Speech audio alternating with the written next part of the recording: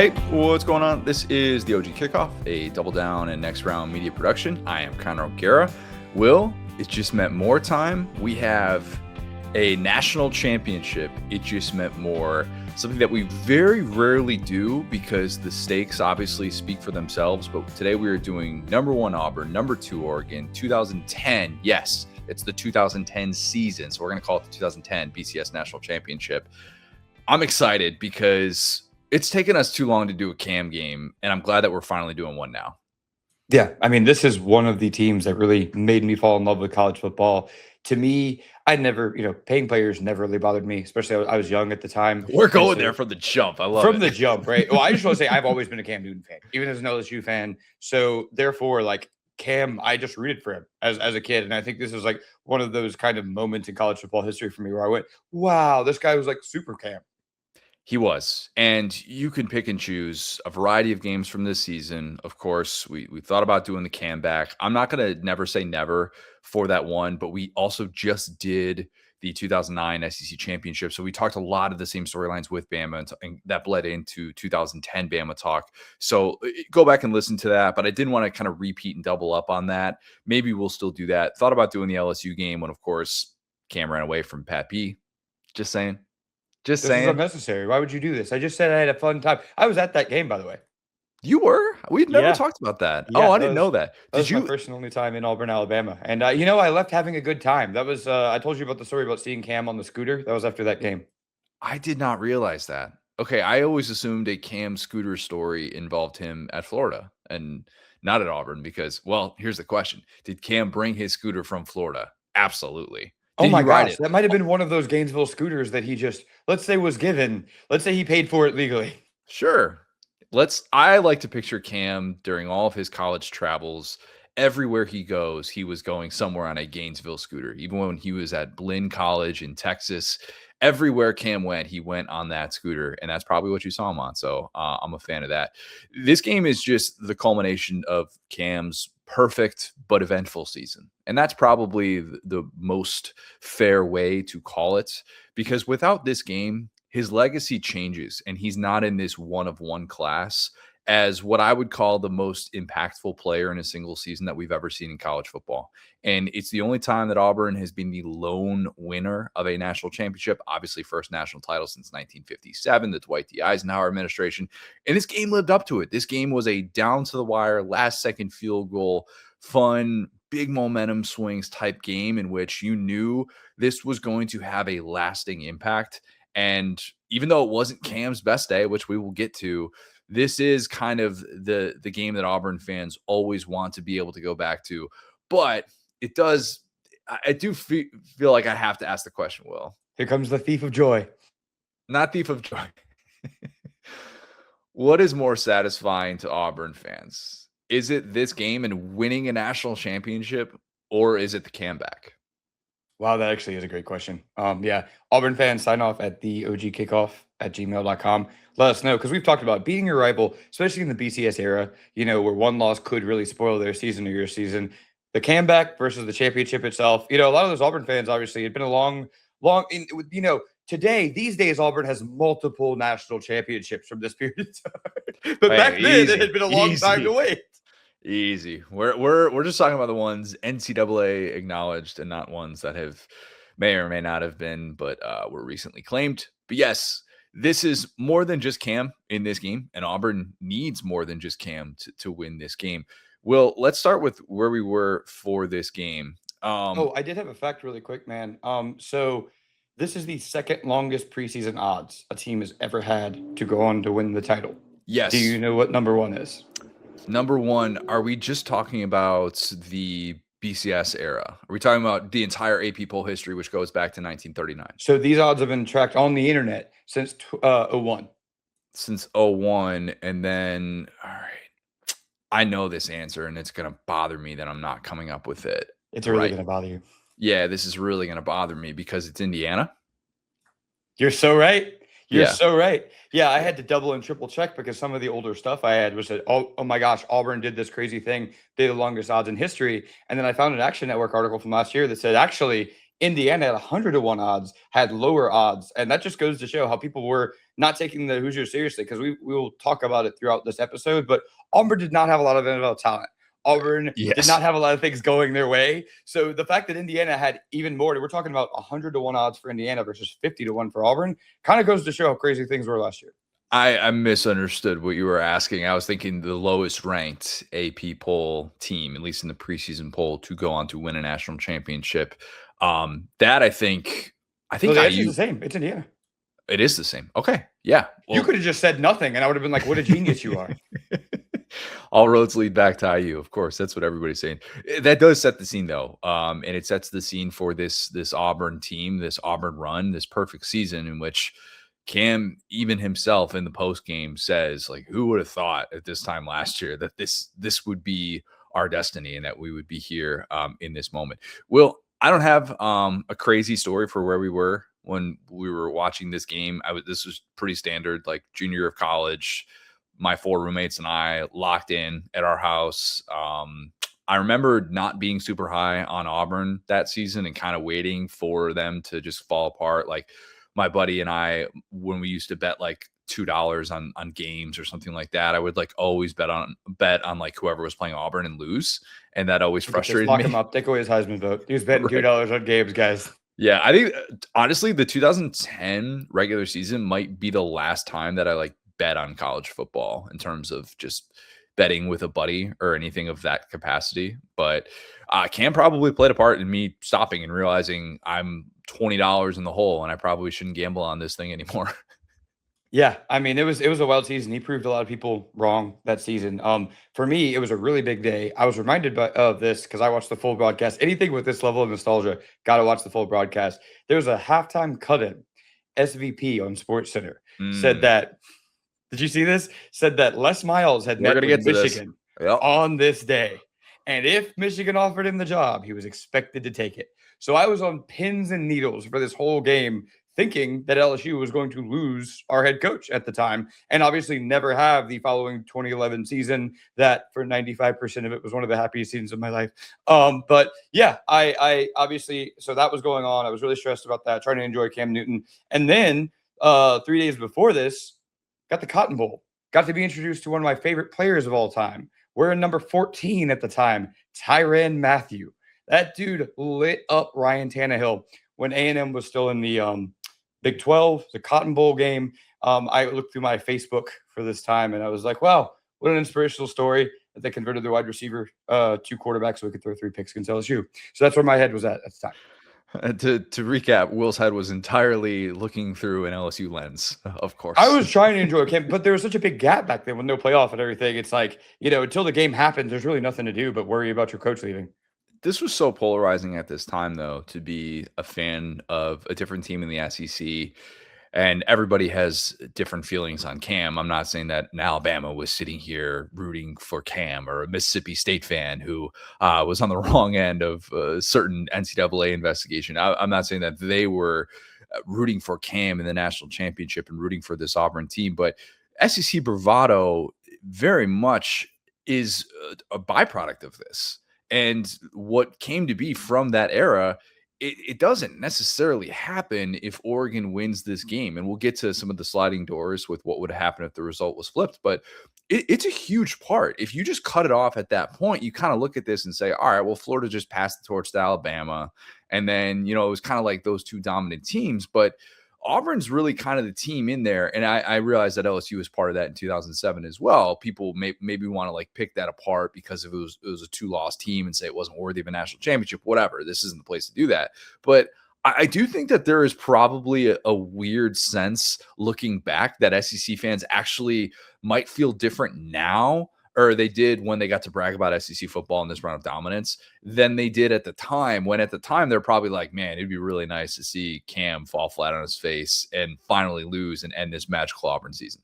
Yeah, and that's why I hit that up at the top, because a lot of people were rooting against Cam under the notion of sportsmanship and student athletes, and we would never pay a player. That's crazy. Who's paying players in the modern SEC? But you could kind of see the beginnings of what people describe today as the SEC bias. And this Cam Newton team, I think, also cemented that, because it really made you feel like one superhuman and like 10 dudes from Pelham could just go beat the best team in America.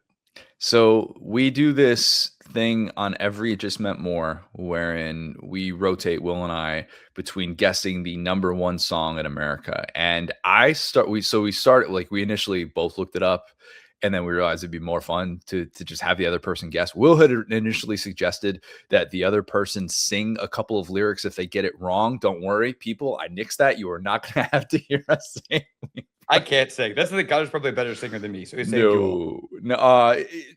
Karaoke's a different setting than on this mic. That's all I have to say about that. If you know, you know.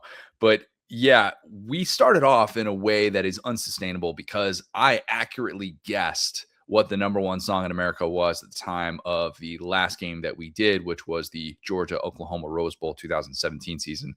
And if you get this right, Will, I kind of want to say we just needed this just shuts it down forever, because 2 in a row doing this is darn near impossible. And if you think that you know off the top of your head what the number one song in America was on this date, which was January 10th, 2011, and if you want to play this at home with us, you are more than welcome to. It is very, very hard, and I will probably not get this right for a very long time. So, Will, the floor is yours. What was the number one song in America at the time of this game? Okay, so I'm gonna take you through my thought process really quick. So I heard the music in the pregame, like lead in. There were two bands. Switchfoot was still Yes. alive. Good for Yep. Switchfoot. Not gonna guess them. I then thought, oh my gosh, that's B.O.B. or Bob. So my guess is gonna be Airplanes by Haley Williams and B.O.B. I think you are incorrect. You are Okay. incorrect, unfortunately. That song, I want to say Airplanes was really big about a year earlier. Okay, so by the time it got into a broadcast level, okay, I was kind of Yes. doing the boomer thing. I got you. Okay. Freshman year of college, I felt like I heard that song a lot. So I want to say you're like 1 year early. That's a really good guess because I think the time of year would line up with that really well. You were just maybe a year off on that. The number one song in America. Do you have a second guess, or do you? Let me get one hint. Okay. She has performed at the Super Bowl. Oh man. Rihanna Disturbia. That's a great guess. That is a great guess. You are incorrect, but I like how quickly you came up with that. The correct answer is Firework by Katy Perry. Wow. Yeah. I low-key forgot she did a super. Oh, she was the shark one. I do remember this. Okay, yes. Yeah, that was, if you had come up with that, I think we would have been accused of cheating by everyone, and this would have been just a segment to probably throw in the trash. But no, Katy Perry, Firework. Did not hear any references to that from Brent on the broadcast. Wish we could have gotten some unfiltered Brent thoughts on Katy Perry at the time, or maybe I don't wish that. This is a year before Catherine Webb, right? 2 years? This is 2 years before Catherine Webb. Yes, Yeah. there we go. Okay, so he still had that job. Yeah, he lost a little bit of the fastball. This was an interesting back and forth, like commentate. It was a very quiet game. Didn't feel like there was they just kind of let the action play back then. I'll just say this now. Brent's call of Auburn winning the national championship blew chunks. It was terrible. It was absolutely horrible. And look, he's a legend of the game. You cannot tell the story of the history of college football without Brent Musburger. Fully get that. His call was so mundane to this walk-off winner. And I realize it's a chip shot field goal. Okay. So I understand that. But he could not have said that with less excitement. I mean, this was like Pat Summerall levels of voice. What do you want to call it? Like octaves that we're talking about here. Like this isn't Middle Tennessee in September. Brent, come on. I know it's late, but come on. He references the time. I'll get to that in a little bit too. He references the time in which this game is unfolding very late, maybe a little bit past Brent's bedtime, at least when he's not in that Vegas mode. But man, Auburn. I think he was rooting. I'll tell you, I think he was rooting for Cam to like sneak it in at the end, and I think he had a whole script prepared for. And a final, the hero of the game, Cam Newton walks it in, and I think when that didn't happen, he was like grumpy, like he was like, "Now I gotta say Wes Byram's name again." Alternative theory, they might have had that.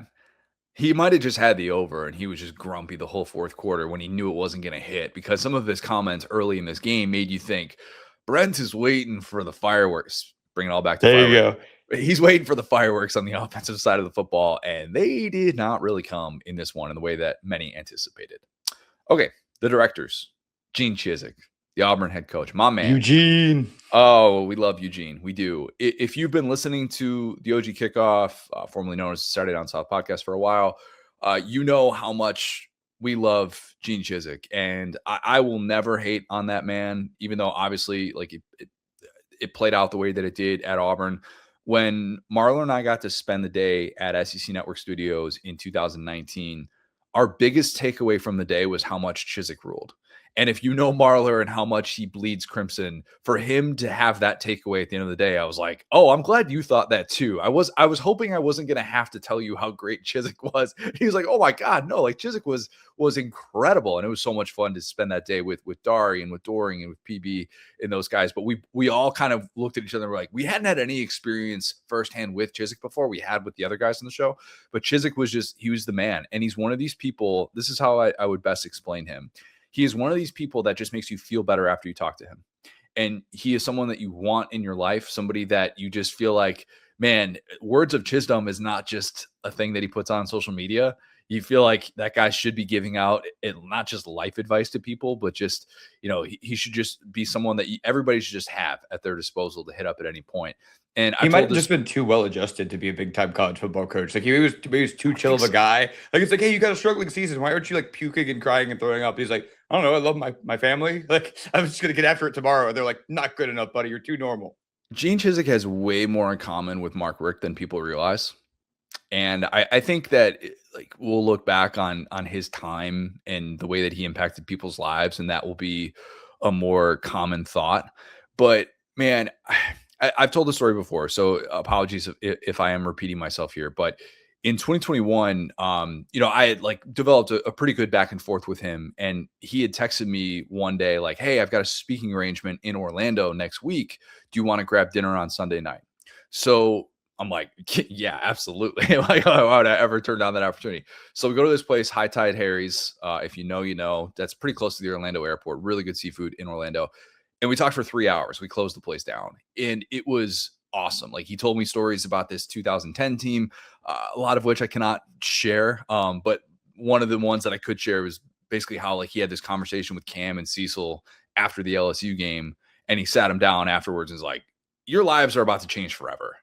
And he was definitely right. And that moment kind of launched everything with Cam and, the season and the career that he had. But like Chizik will also be the first one to tell you that Cam made everyone else's life easier. And he owes a lot to Cam, of course. But you also had to recognize if you were Chizik and if you were Gus Malzahn, who we will reference many times throughout this episode, that you have to build everything around this guy.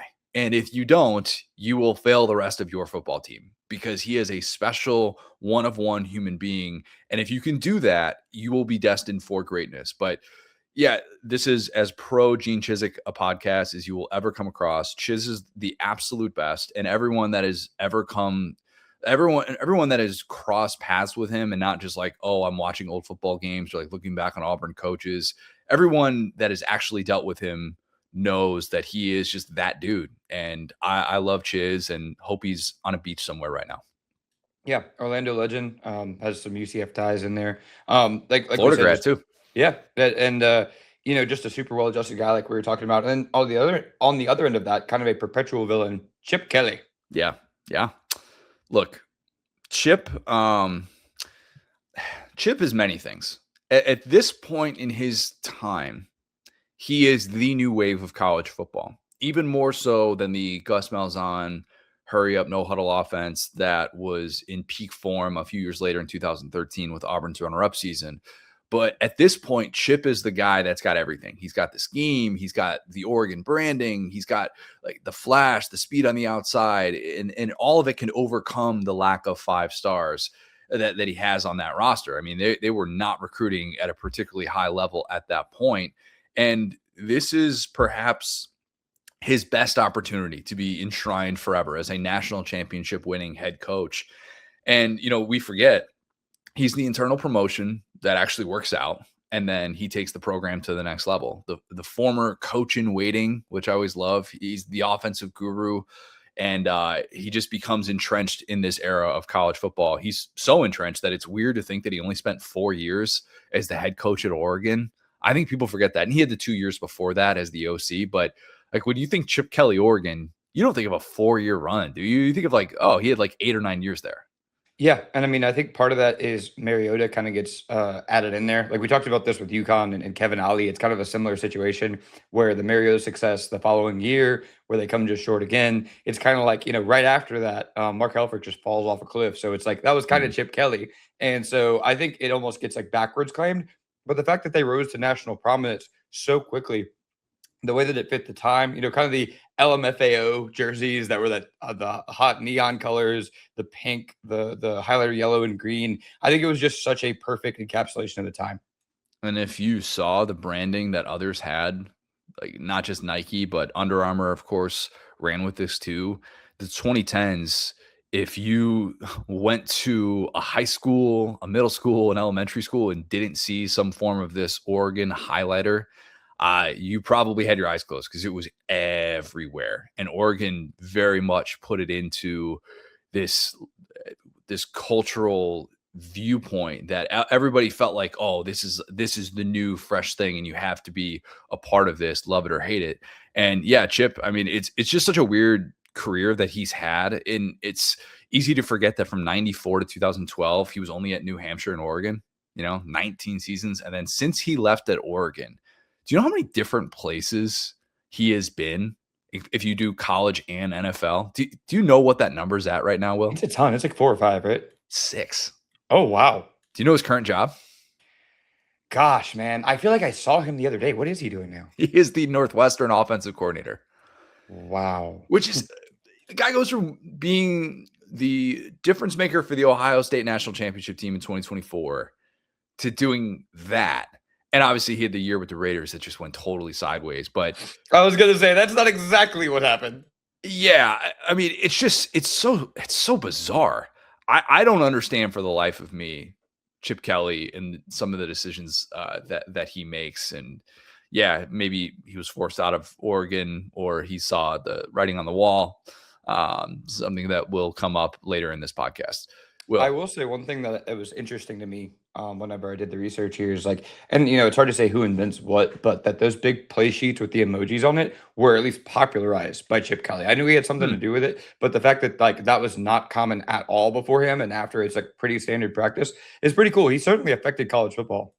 Oh yeah, I mean, there's no doubt about it. And Gus was doing what Gus was doing at the high school level, so it's not like Gus just. Obviously, you see what Auburn is doing in this game with that offense, and it's not as if Gus was just copying Chip Kelly, and Chip Kelly was the first to do it. But yes, it was very much a huge part of the sport, and you had to figure out a way to stop it. And if you didn't, you were going to be in some trouble.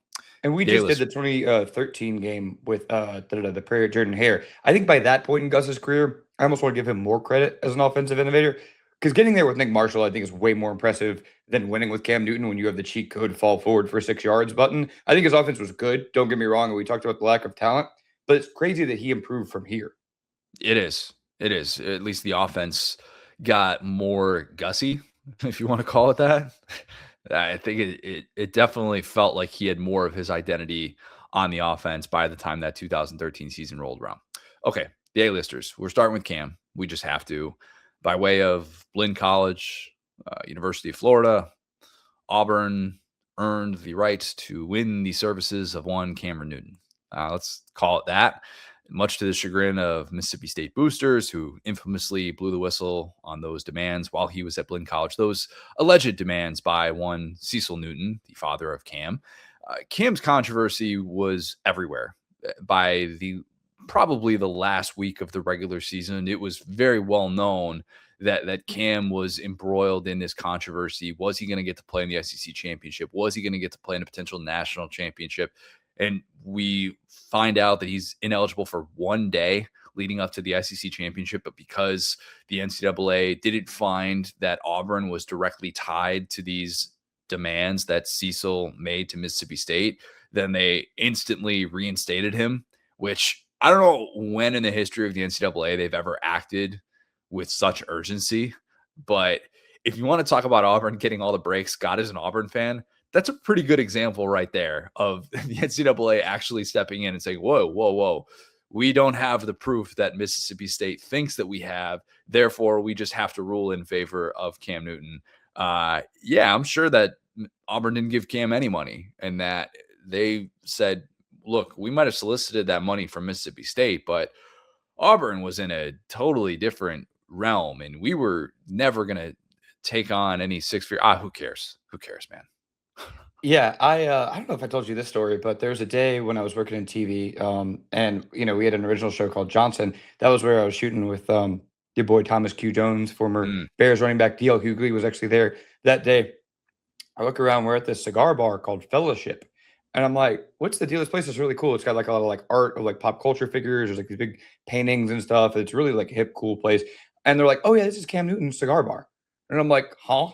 And it was like one of the coolest things, like, grew up rooting for him. Kind of my professional life took me back there. So it's pretty cool. Cam's from Atlanta. I think he at least played high school ball there. So, like I said, hate to like glaze the guy or whatever, but it's just a guy I've rooted for. A lot of it, we could talk about the scandal, but I think a lot of people's hatred for him was just that he smiled and had a good time.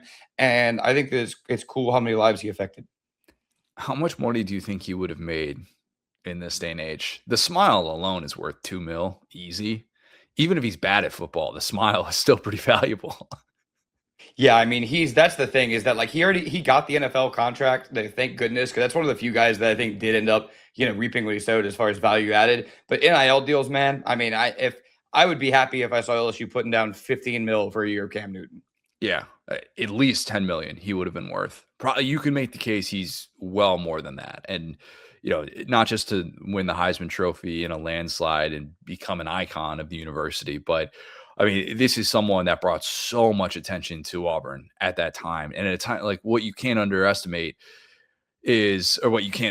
rather, is doing so during a time in which Bama is winning 3 of 4 national championships. And for Auburn to have that in the middle of it is just so unbelievably perfect. And for a while, it was something that really rubbed Bama fans the wrong way. So if you're talking about that value too, from an NIL standpoint, I mean, Cam is he's off the charts. Absolutely. Well, you're forgetting, of course, of their 2004 championship, Connor. How could you? The 2004 Auburn team is one that we discussed at length on Debates Down South a very, very long time ago, back in 2020. And we came to the conclusion that if Auburn hadn't gotten smacked by USC in the season opener a season earlier, it would have been in a different spot. But that carried over into the next season, and it's probably what was their undoing. But if they had won that national championship, or if they had participated in it, yeah, that was if they had been invited to that national championship and then gotten to play in it, I don't know that it takes away from what Cam did. But of course, it meant that much more to Auburn, knowing that 1957 that was hanging over the program, and they were very desperate to just have something in their favor, have a phenomenon after it looked like Nick Saban was about to take over the sport. And Cam was that thing. He breaks the SEC single season rushing record by a quarterback on October 23rd. I mean, he had the 30-20 season with passing touchdowns and rushing touchdowns, over 4,300 scrimmage yards, and he forever made me say, don't compare anyone in college football to Cam Newton. Don't do it. Stop. Okay? We've had enough. Go back and rewatch this game, even when he's not at his best. And he has, a couple key overthrows. He had like a very huge turnover late when he gets stripped on that play. And still, you could see the body control on full display in this one. And Cam was one of one. Yeah, absolutely. I think and I mean, even looking back just real quick, like people asking when he got drafted number 1, because I believe it was him and Blaine Gabbert that were in the conversation at the time. They were on that SI cover. I remember at the time too. That was big. I think maybe Jake Locker before that. Anyway, so it was like, okay, well, will this guy translate to the NFL? He runs this spread freaky offense. It's like, again, guys, falling forward for 6 yards works at every level. It worked for him. I mean, he didn't have as long of a career as he probably could have. Wasn't really protected in the way that some quarterbacks were in the NFL. That's a different topic for another day. 100%. But yeah, looking back, it's almost silly that we didn't think this guy could translate. Further confirmation with Cam that there's just something in the water in the state of Georgia, because you just shouldn't be physically what Cam Newton was, and he was. Okay, Nick Fairley, the Auburn defensive tackle, a monster, absolute monster. Wins the Lombardi Award this season, SEC Defensive Player of the Year. He's the defensive MVP of this game. He has 24 TFLs and 11 and a half sacks as an interior defensive lineman. And it felt a lot. Even I made this reference before in the notes before Herb Street even brought it up on the broadcast, but it felt like we were watching Ndamukong Suh. And ironically enough, that's where Fairley ends up in the NFL, and he ends up playing alongside Ndamukong Suh for a brief period of time with the Lions. But he was the type of guy that if you didn't really understand trenches play, which watching as a 20-year-old in my college house, and I have, roommates who like casually follow college football, all of them were like, who is that guy? That guy is a cheat code. He is special. And then he would also do something really stupid, like he would slam a ball carrier's head into the turf for no reason and just give a team 15 yards in a national championship. Nick Fairley was all of those things. And I can't imagine having to go to class and then, a couple days, like a day later, have to slow down that guy. That just seems unfair. Who is that guy, he's bleeping crazy. Like having him and Sue together, if you're trying to run a halfback dive there, it's like you're going to get smashed and then like cover your whole body afterwards because they're coming for you. If you've never had your forehead stomped on, just wait after running through the Lions' interior defensive line. But yeah, Nick Fairley was everywhere in this game, everywhere. LaMichael James, the Oregon running back, who later wanted to be called LaMike. No, you're LaMichael. Sorry. He's one of the top 20 running backs in college football history, at least in terms of career rushing yards, all of that. College Football Hall of Fame inductee, third in the Heisman voting this season. He was a unanimous All-American as a sophomore. He had nearly 2,000 scrimmage yards. He had 24 touchdowns in just 12 games. Why did he only play 12 games, you ask? Well, besides the fact that the Pac-12 didn't have a championship game, he also got suspended for a fight with his ex-girlfriend and missed the season opener. Not great. A lot of off-the-field issues with these Oregon teams. People kind of forget that. But, yeah, I mean, suspended for one game and then just kind of continued being one of the best running backs of the 21st century. 3 seasons with a minimum of 1,500 rushing yards is just silly. And he was the heir apparent to LeGarrette Blount. And this is someone who had a – trust me, LeGarrette Blount, we need to bring – let's just talk about it now, Will. Can we talk about LeGarrette Blount now? I wish we could have seen him and Nick Fairley face off in the LeGarrette Blount, who is the predecessor to one LaMichael, aka LaMike James. The previous season, we had, and I bring this up because it's important context to what Oregon became in 2010. But they had on this day in the national championship their worst rushing day since the 2009 season opener at Boise State. That Boise State game ended with LeGarrette Blount having his infamous post-game punch. And I rewatched that clip this morning. It is wild to me that LeGarrette Blount got suspended for the entire season. That was the season opener. He gets suspended the rest of the season for what is obviously a sucker punch, cheap shot. I get all that, even though it was a Boise State bench warmer who had basically clapped back at him and instigated it because Blount had said earlier in the offseason that Oregon owed Boise State a you-know-what whooping. And then Boise State guy says, how do you like that for you-know-what whooping? That's not what he said.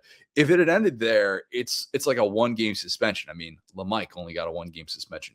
But a full year suspension in Chip Kelly's first game as Oregon's head coach, it almost felt like he was trying to assert his power a little bit too much. And then he went in the total opposite direction after that. So I rewatched that, and the way that he went after the crowd after and was it like he had Boise State fans going after him again, Scott Frost holding him back. I totally forgot about that. When he does that and holds back a furious, on edge, already fuming, heart rate at 185 LeGarrette Blount, I'm like, dang, I need to put a little bit of respect on Scott Frost's name for doing that. But anyway, that's like the preamble to this incredible 2-year start to the Chip Kelly era. And go figure, they went like 22-2 after that game to be able to get to a Rose Bowl in that first year under Kelly, and then a national championship that second year. And then LeGarrette Blount being suspended opened the door for LaMichael, aka LaMike. Yeah, I mean, you're so right about the change of perception, right? Because Boise State was seen as this up and coming team, and for them to physically dominate Oregon, while Oregon was wearing these jerseys, they look kind of like asphalt, and it was like, "What are you guys doing? You're getting pushed around by Boise State, and then you're punching them." Was yeah, it goes to show they were also very long odds this year to make the Natty. Also, where did the names go? I missed some LeBrandons, LeBrons, LeMichaels, LeGarrett's. Like, don't know where the names went. But yeah, I mean that really just shows the entirety of the Oregon program from being an unserious one where you're doing that. And also, by the way, if you have a gripe with like rules and suspensions before pre playoff, just keep it like it. You're probably valid because who can you punch in this world? You could do stuff on the field, you get a 15-yard penalty. You do stuff off the field. If it's in the home, it's not a big deal. If it's on the sideline, it's a huge deal. So none of this stuff ever equates. And it was probably seen as a bigger deal because LeGarrette Blount had his helmet on and the Boise State defender that he punched had his helmet off. And so he clearly connected and it made it look that much worse. If LeGarrette Blount does the thing that you're not supposed to do, which is punch someone while they have their helmet on, the suspension is probably just a game and it doesn't escalate in that sort of way. But Well, then his hand's broken. So either way, he's missing half the season. yeah, true. Fair point. Like Chris Peterson basically just ripping the guy who was chirping LeGarrette Blount is such a forgotten part of that. And I mean, LeGarrette Blount, it worked out just well for him. Guy was able to he won multiple Super Bowls with the Pats, even though he was undrafted and had that just I think in washed. Eagles. I think he went one Pats, one Eagles. Yeah, that sounds right. Yeah, LeGarrette Blount, but very infamous clip that everybody knows what I'm talking about. Any other A-listers before we get to some breakout performers? No, we got the same ones. Breakout performer, Michael Dyer. Breakout performer for this season. Of course, we have to talk about him. If you are watching this on YouTube, you see exactly what we were talking about with Michael Dyer, the play most synonymous with this game. Was he down? Was he not down? We all have time to debate that. He is a freshman sensation in every possible way. And he broke Bo Jackson's freshman record at Auburn with 1,093 rushing yards. He is kind of Trey Mason before Trey Mason in this offense. That's what it feels like. Not quite as dominant, but you're seeing very early on, this is a guy that has superior strength, something that was never questioned throughout his very roller coaster career. But at this point, he is just kind of an ideal complement to what Cam brings to the table. He is the offensive MVP of a national championship game as a true freshman, and his stock was so high, understandably so. And unfortunately, he had a very tough time staying on the straight and narrow during his 2 years on the Plains. Yeah, we'll go there in a little bit. He will be mentioned for another category. Yeah, I mean, this was a kind of a historic class. This is kind of where I started following recruiting on a more sicko basis because he was in there with Marcus Lattimore, and I remember that they were kind of like there was a guy I'm now seeing when I look back. His name is Dylan Baxter. I guess he played at USC, but I imagine those two guys to be 1 and 2 as far as Dyer and Lattimore. I don't know which server. I guess this is looking back retroactively for 24/7, whereas at the time they were all using like Rivals or whatever or ESPN. But I imagine like Dyer and Lattimore were 1 and 2, and I remember like who got the better player. Both of them obviously had like kind of tragic endings to their career, but two guys that when they were right were special, man. Very, very good. And Auburn doesn't win this game without him. As much as it was all about Cam, Michael Dyer very much played a pivotal role in this game. Cody Burns, the Auburn receiver who changed positions during his time at Auburn, was recruited to be a quarterback. This is the last game of his Auburn career. He scores Auburn's first touchdown in this one. Great moment for him. He is an Auburn guy through and through. And he might be the most Auburn guy. He really might be. He joined Gus at Arkansas State in 2012, but then came back to Auburn in 2013 as a grad assistant, did his own thing, came back in 2016 for the final 5 years of Gus at Auburn, joins Alex Golish's USF staff in 2025, and is now back at Auburn in 2026. Fourth different stint overall, third as a coach. Cody Burns loves Auburn. I think that's pretty undeniable. And the fact that he was willing to switch positions and do something for the good of the team, it was very, very special for him to have that moment and to be able to get a touchdown on that stage. I actually had him as a prominent extra. I had all this stuff written down. Yeah, I mean, the fact that he had the catch for the touchdown earlier when Auburn's offense was kind of stuck in the mud, all-time program guy for Auburn, popping in, popping out. I'm going to now make a point because you have already made all those points, but a completely different guy.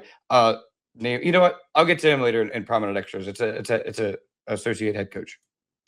Yes, it's probably going to be brought up if I had to guess. Philip Lutzenkirchen. the Auburn tight end who had the monstrous touchdown catch to take the lead in the comeback. Go back and listen to Vern say, "Let's send Kirkin." It's incredible. Oh, I absolutely love it. The neck roll made a huge catch in the second half of this one to get them into scoring position. Lutzy, as he became known as, he was an Auburn folk hero who unfortunately died in the single vehicle crash 3 years later. I had a chance to talk to his dad a few years ago about the Lutzy 43 Foundation, which educates people on safe, undistracted driving. And it was like one of the more special conversations I've ever had with a person. And we talked for like an hour.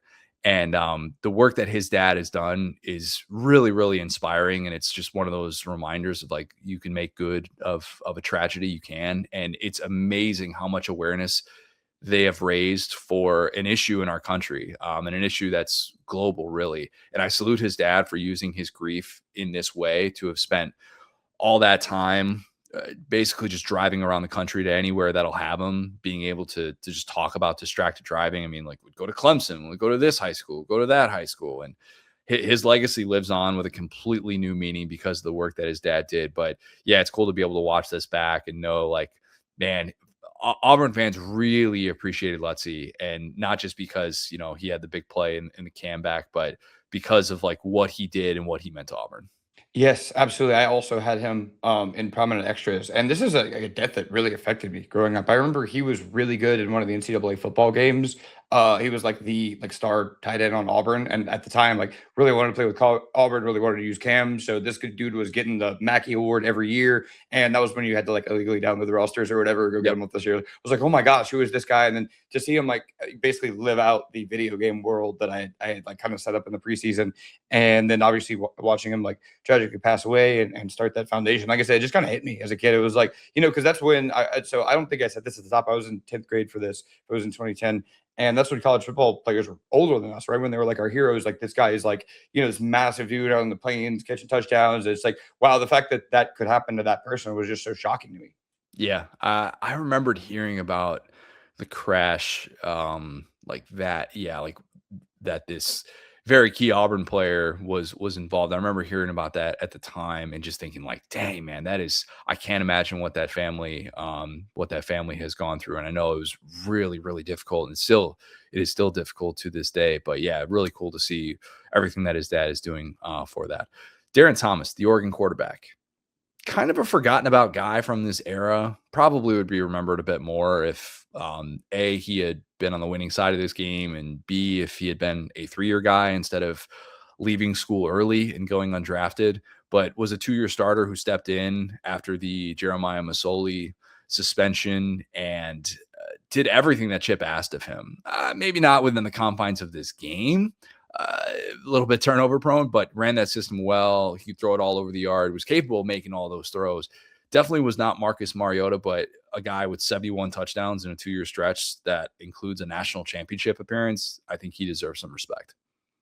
Yeah, absolutely. And again, like I remember, you know, Jeremiah Masoli. I remember kind of the quarterbacks being, you know, until Mariota, they were kind of part of a system, and it was really a running back friendly system. You talked about LeGarrette Blunt and like all those guys, and the way that they did Kenyon Barner in this game as well. And they talked about, you know, him getting hurt. And so the fact that they had like this specific archetype of quarterback that was running that blur offense, yeah, I think that it was just you never know what was going to happen on the next play. Any others for breakout performers before we get to prominent extras? No, I'll keep everything in prominent extras. Gus is a prominent extra. I think we got to include him in this category because he hasn't quite peaked yet. He's shown pretty often throughout the course of this broadcast, but all eyes are on Cam. And it wasn't, you know, we mentioned this. It didn't feel like it was as system scheme dependent in 2010 as it was for Auburn in 2013. But the hurry up attack is on full display. It helps that Chip's version of it is also on full display. And, you know, it is what he runs a few years later with Nick Marshall. They, if you've watched highlights from that 2013 season, you see the side by side and how, yeah, they did the same concepts with Cam. It just looks a lot different because Cam is Cam and Nick Marshall is Nick Marshall. But don't watch highlights from that game. Go watch our breakdown of that game. We did it like last week. Yeah, seriously, 2 weeks ago, something like that. But yeah, I have always thought, Will, and maybe you'll disagree with this. I've always thought that Cam was both the best thing to ever happen to Gus and the worst thing to ever happen to Gus. You know, like he helped doors open that would have stayed closed or at least taken much longer to open. And, you know, think about this, like 5 years before this game, Gus Malzahn's coaching high school football. And here he is in the national championship with the Heisman Trophy winner, the future number 1 overall pick, with full autonomy on the offensive side of the ball. And yes, it wasn't necessarily the best game from Auburn's offense, but all year, that's all you could talk about. And I just kind of thought that Gus spent too much time chasing the next Cam Newton when he should have been chasing the next Nick Marshall. Yeah, it's wild. Like for college sports, you can have quote unquote the one that got away while they walk off and win a national championship, right? And it's like he was trying to find that first love from the quarterback position for the rest of his career. He was trying to mold people all the way through Bo Nix into you're going to be the guy who falls forward for 6 yards. You're only falling forward for 3 yards? That's crazy. I thought you were the next Cam Newton. And it set up a lot of his quarterbacks to fail in that way. I totally agree with that. Mark Helfrich, the Oregon offensive coordinator, a forgotten about coach from this time for a couple of reasons, one of which being it's Chip's offense. He's the one who gets credit for it. I don't think Helfrich is among even the top 3 people who would get credit for this time at Oregon, this rise during the early 2010s, because yes, the offense gets handed over to Helfrich after Chip goes to the NFL, but then you also have Scott Frost becoming more and more prominent on that Oregon staff. And Frost kind of gets credit for being Marcus Mariota's play caller during that Heisman Trophy season. And eventually he's the one who leaves for the UCF job.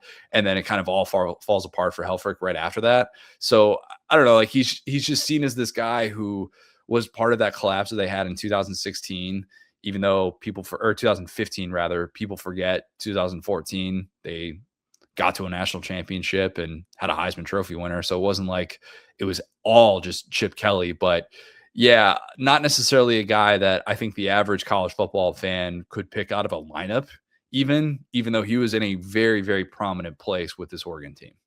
Yes, absolutely. Could make the case that he ended up being the 3rd most prominent on this staff, even though he ended up getting the job, ended up almost narrowly winning first Oregon's Natty later on in 2014. Guy I didn't know about going into this, Nick Ialotti. Let me just pronounce a Pacific Islander name with nobody asked me to. Love it. This guy was on the original staff with Chip Kelly. So it was actually his 14th season with Oregon. Did not know that. Did not know that there was a guy who was such a holdover from the old way that was able to competently lead a defense that produced, all these guys who went on to play in the NFL, Deion Jordan, Casey Matthews. And so the fact that there was just kind of this one holdover, we don't really talk about Chip Kelly. You said that at the top as a guy who kind of fits that Dabo mold because he was such an innovator, but hats off to him for keeping all these guys in one boat. We also don't talk about Chip Kelly that way because people don't really like Chip Kelly. So true. Just like his illegitimate cousin, Brian. They're not actually related. I know this. Can we get a DNA test? But are we sure? Like, I've been told that 10 times, and I just don't believe it. Anyway. Are we 100% positive? I'm just saying. Scott Frost, the Oregon wide receivers coach. This is well after he was a household name as a national championship winning quarterback at Nebraska, but also well before he is a household name as a national championship winning coach at UCF. Guys, I'm kidding. If you really want a wild Google, Will, do you know the story of Kate McEwen and Lawrence Phillips that Scott Frost had a front row seat to? I actually did a Lawrence Phillips deep dive the other day, but no. A Lawrence Phillips deep dive is not something for the faint of heart. I don't recommend it. I really don't. But if you do want to Google this, it is worth your time. And Tom Osborne not kicking Lawrence Phillips off that 95 Nebraska team is one of the most I am God moves I've ever seen. Seriously, it really is. Anyway, Scott Frost. At this point, he is learning under Chip. He's learning under Helfrich. And it's pretty crazy to think that before Scott Frost ever became a head coach at the college level, he played for Bill Walsh at Stanford. He played for Tom Osborne at Nebraska, was drafted by Bill Parcells, played for John Gruden in Tampa, coached under Chip Kelly at Oregon, and he's had one winning season as a head coach. That's like the all-time like gritty white guy. Like, okay, he's a great first in, last out, great locker room guy, weight room guy. Like you could tell his handshake was so strong at that point in his career. Like everybody that met him was just like, son, you're going to be the next Nick Saban one day. And then he wasn't. My God, is he not? The pride of Wood River, Nebraska. Great place. Great place. Used to drive past it all the time when I lived in Nebraska. Chris Davis, the Auburn cornerback. Hold on, Connor. I actually kind of baited you there because I had a guy that you didn't have for an associate head coach. One of my favorite all-time Auburn figures, Trooper Taylor. Trooper Taylor taught me one of my favorite phrases: "Sitting on G, waiting on O, baby, let's go." That I remember watching up to like the lead up to those games. He was Cody Burns' coach, is how they're connected, and he was kind of Cody Burns before Cody Burns, where he's with this Auburn program. He's back and forth. Now he's actually with A&M as the running backs coach, which kind of just goes to show he's a team player. He's for the boys, because at the end of the day, like, that is another figure that I associate when we used to have these programs. So we talked about the dude being there 14 years. We talked about, every team back then having an identity. I think Trooper Taylor was really key to that. And just an iconic name. Trooper Taylor was born to coach young men, to lead a program. Well, maybe not lead a program, but be a key part of a program. Trooper Taylor could never get away from that. One of Chizik's guys, definitely. Chris Davis was the guy that I was going to bring up here. 3 years before he would become a national household name, a college football icon, a certain kick six, but he got hurt on the opening kickoff of this game, which is crazy. Starts with a Chris Davis injury. It was like the opening kickoff, the dude slipped. I think it was Kenyon Barter, and then Chris Davis got hurt. Like, we're off and running. All right. Glad for the sake of Auburn fans that the opening kickoff injury was not a career ender for Chris Davis. That was the good news. Worked out okay for him. And then the only other one I had for this was D Ford, who I don't think was even seen on the broadcast. He is a redshirt freshman well before he became the menace who took over in the Pereira Jordan Hare. But D Ford was, in theory, at this game, or standing on the sideline, or at least getting a scholarship at Auburn. D Ford. All-time get off the bus guy, the D Ford. Definitely. Got a couple more here. Jeff Mayle, had to write down that pronunciation. This guy had just an incredible game, had over 100 receiving yards, and caught the game-tying 2-point conversion. Kind of took over late, Will. Low-key was cooking. Taking over, yeah. That's a guy that probably, we talk about sliding doors, is going to be remembered completely differently if Oregon holds on to win that game, where he was like the hero for Oregon. An offense that had all these stars that didn't exactly show up, and then this random dude is just cooking everyone. Like, he batted down a really bad throw, like kind of later in the game, that could have been picked off. So really heads up play by him. Casey Matthews, obviously Clay's brother, rocking the Norwegian locks. This was a period of time, Connor, if you'll remember, as an NFC North football fan, you had to have a Viking in your linebacker core. It was just like a way things went. The Bears kind of zagged there where they had Urlacher, who was like the Viking killer. He was like, I'm going to shave my head like Samson and still kill you. That was the time that you had to have a Viking linebacker. And then another guy that I want to hit here is Cliff Harris. Now, Cliff Harris is going to have two quotes in this by me. The first one I learned about during his recruiting. He was like a really high regarded five-star recruit. He walks in the locker room, apparently, when he gets there, and he said, "Hey, I'm Cliff Harris. I'm here to shut bleep down." And I love a guy like that. I love a guy like that looks at a group of underclassmen starters and says, "I'm here to shut bleep down." And pretty quickly, he did that. He played a ton as a freshman, played a ton in this game, was a key kick punt returner, helped them win the Cal game with a key punt return in that game. So I love it when a guy runs his mouth, backs it up. But as we'll get to later, that ended up kind of costing him later on. Yeah, a little bit. Just a little bit. Favorite line from the broadcast. Brent Musburger on the call with Herbie. Not my favorite duo. Not my favorite duo. Just not. I don't know that I don't know that Musburger ever had this ideal partner in the booth, and maybe that's why he's not held in such regard in the way that a Keith Jackson is, and I don't want to fault him too much for that. I think sometimes he's a little bit tough to work with. Like, there are a few instances of this game where Herbie's trying to set the scene and Musburger's reacting to Oregon doing this hurry up offense, and he just starts talking over him and all right, Brent, we get it, man. You got a job to do. You're the big J. But yeah, as Auburn is set to take over for this final drive in a tie game to decide a national championship, we get a Musburger gem. He says, "So it's 10 o'clock Mountain Time here in Phoenix, Arizona, in the Phoenix, Arizona area. For those of you who are channel surfing, we welcome you." Well, imagine channel surfing late at night on a Monday night, where if you're in Central Time, it's 11 o'clock, you're East Coast, midnight, and being like, "Hey, isn't there that national championship on? Let me flip that up. Oh, yeah. I'll watch this episode of Friends for the 800th time. Oh, no, the national championships. Oh, wait a minute. 2 minutes left. It's tied. Better lock in. I'm glad that Brent welcomed those people to the broadcast. Thank you, Brent, for always being aware of everyone.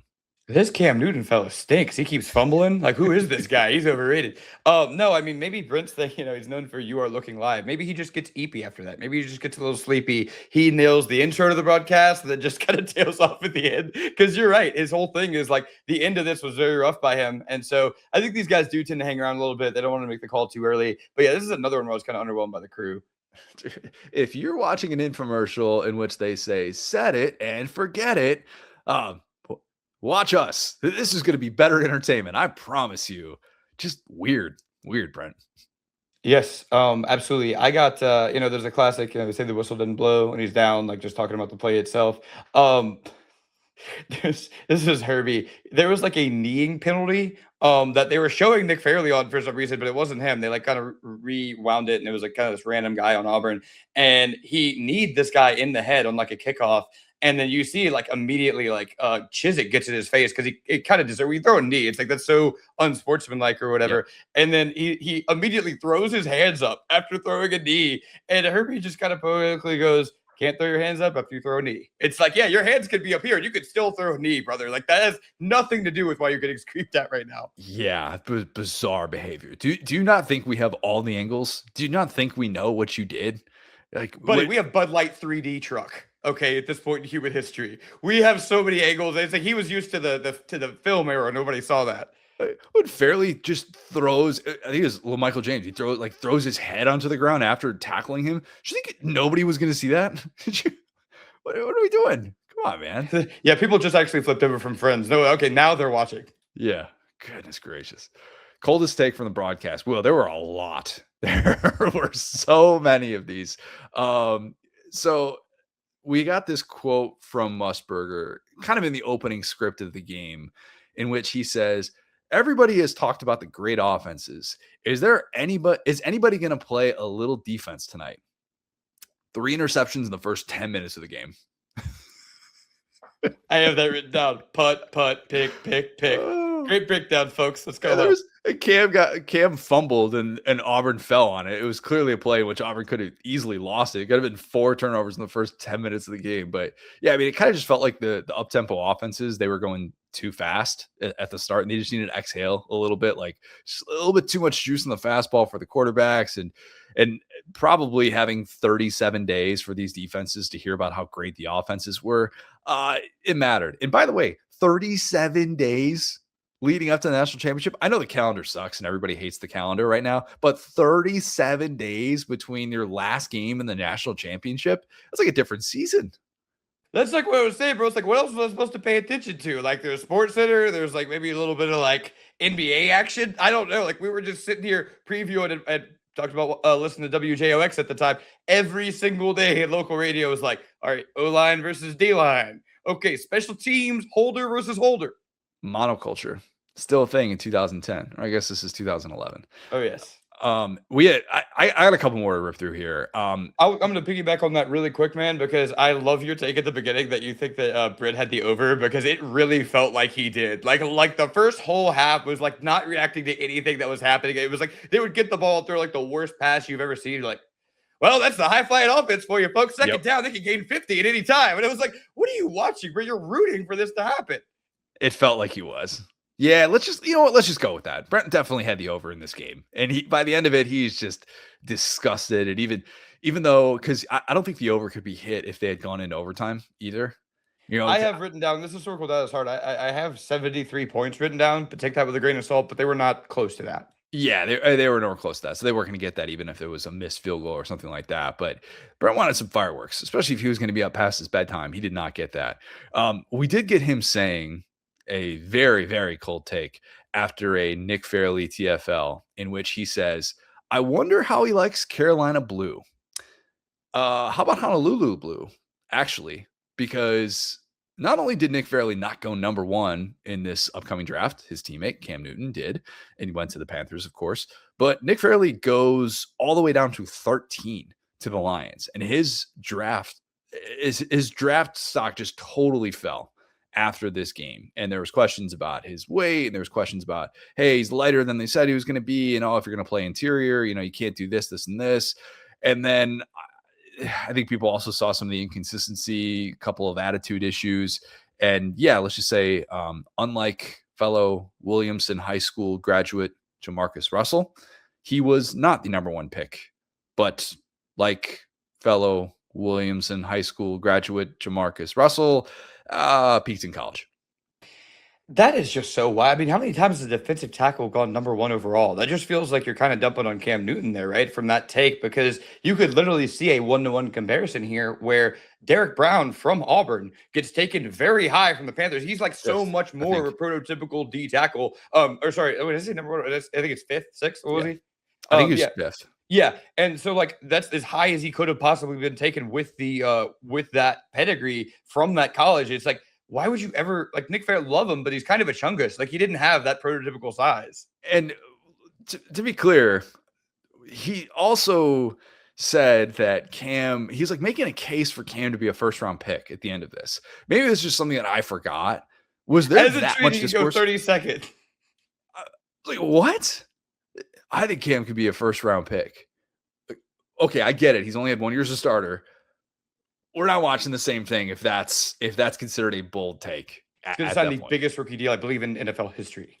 Yeah. I also, if we want to get really nerdy with it, the Panthers don't wear Carolina blue. It's not really their color tone. We don't need to, I'm not going to cold take it for that, but like the 6 other things. And then, okay, so did you have the Les Miles thing as well as part of your coldest take? Yes. If the job was offered, he would take it. I'm sure they offered Les Miles a job. I'm sure he did not take it, and he instead tortured me for 4 years of Jarrett Lee and Jordan Jefferson. It was awesome. In your defense, I mean, they got to a national championship the next year. They did. Very dominant regular season. The story goes, at least the way that it was reported is different than what we got for the final story. At least that's what it seemed like. Joe Shad, they have this in-game update at, I think, both halftime and then like later in the fourth quarter, where Joe Shad is reporting that a close source to Les Miles said that Michigan had met with him that day, and if offered, he would likely accept the job. And as we find out, Brady Hoke is announced as Michigan's coach the next day. And Skip Bertman, the former LSU AD, told the story years later on ESPN Baton Rouge and said that the Michigan AD at the time, Dave Brandon, who was the former CEO of Domino's Pizza, flew down on his Domino's jet to meet with Les Miles that day and told Les, if you don't give me an answer, I'm going with Brady Hoke. Or if you don't accept this right now, I'm going with Brady Hoke, and he's going to be announced the next day. And then the rest is history. Brady Hoke is announced. Les doesn't go back to Michigan. And how is that playing out in the national championship? How is that playing? I'd love to think that Les is just trying to sit there with his green juice in his office and watch the national championship, and Dave Brandon's down there on his jumbo jet. And he's just like, what if we up it to this number? What if we up to Les is like, I'm not going to do the T-Bob Les imitation because T-Bob's is just one of one. It's too good. But picture whatever Les Miles voice you want in your head. And he's like, get out of here, man. Like, just yeah, sure, whatever. I just want to watch the ball. I love, first off, the image of him having a grass smoothie. That's incredible. But the Les Miles, famously a guy who loves to be told what to do, a guy who's very open to viewer feedback. Yes. You know, hey, Les, maybe have more than 2 receivers out on the play there. No, thank you. I won't do that for 8 consecutive years. So the thought of that booster to think, I got this. I'm a big, powerful man. I'm going to be the one to force Les Miles' hand. Really, really boneheaded stuff there. Yeah, just couldn't believe that. So that was a fun little in-game update. Again, this is one of the reasons why I always say when we do It Just Meant More, watch the full version if you have the time to devote to it. Watch it while you're, on the bike or something like that. And if you're a single man, if you don't have a wife or kids, and you can watch 3.5 hours of 2010 football, or just say, babe, this is a massive sliding doors in SEC history that unfolded 16 years ago. We have to watch this right now. She'll get it. She'll totally get it. Yeah. All right. Any other cold takes from the broadcast? There were so many. Yeah, it was pretty much the whole first half. Yeah. Yeah, first half. Oh boy. Okay. The Jadeveon Clowney reminder that normal people don't play this game. Chip Kelly running an option pitch with his holder and kicker to convert a 2-point conversion is it. It is so great. It is an all-time. Does this coach know he's playing in a national championship, or does he think this is a video game moment? And Chip just operated like that.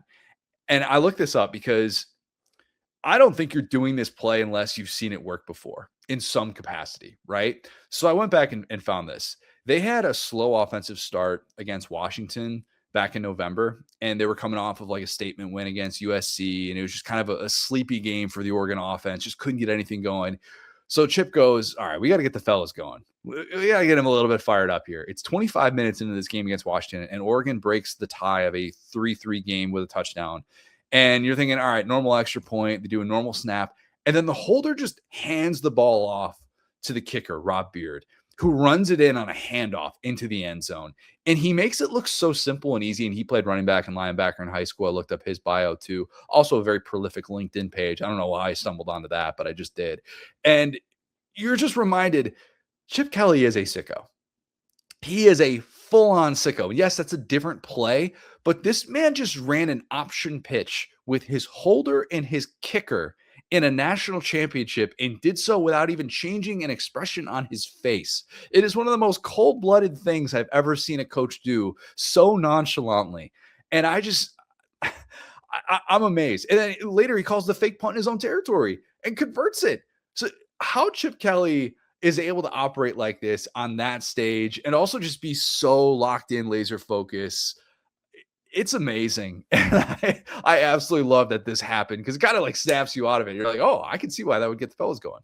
I mean, this team was so, let me try to think about how to say this, innovative on special teams. You know, like I'm trying to actually find out who the special teams coach is because it was kind of split. Wikipedia incorrectly links Tom Osborne for some reason, so it's probably not him. So I looked that up too, Will. It is a different Tom Osborne. It is not related to the Tom Osborne that Coach won, Scott Frost, that we have already mentioned. And he has no relation whatsoever to Tom Osborne. I guarantee you, though, that when Scott Frost saw a look of him, is like, all right, DNA test. Tell me. There's got to be some sort of family lineage. Even if you're not related to Tom Osborne guy, I'm just going to assume you're related to my dad, Tom Osborne. Did I say my dad? I did.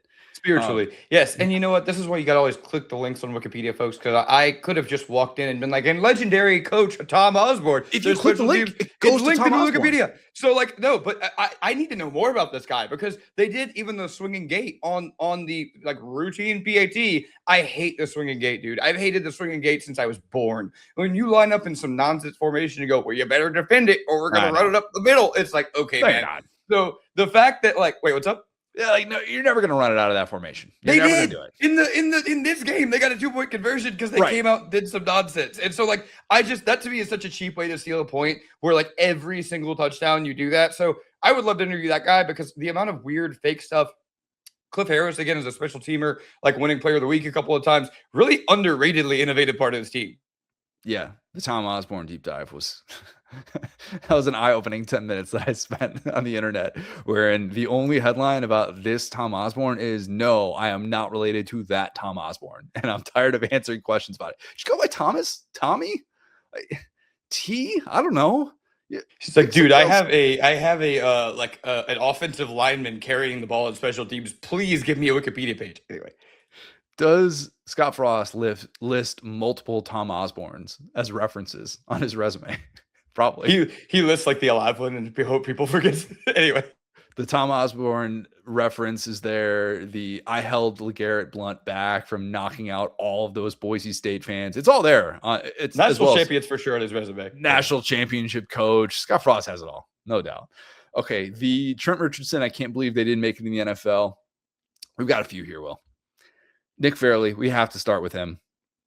The heart condition. He was good, right? Like he was good on the Saints, man. Okay. He has to be. He's right on the edge of what you would consider a bust versus not. And probably if he's drafted as a top 5 pick, as it was expected he was going to be, he's probably labeled a bust. But there's also a bit of murkiness because it was the heart condition that ended his career. He had issues before then, though. I mean, the size was always talked about. Playing on the interior probably didn't help at the time. He's drafted by the Lions, who a little bit unstable, even though they did have some good years there. They had a good season in 2011, but had some weed issues.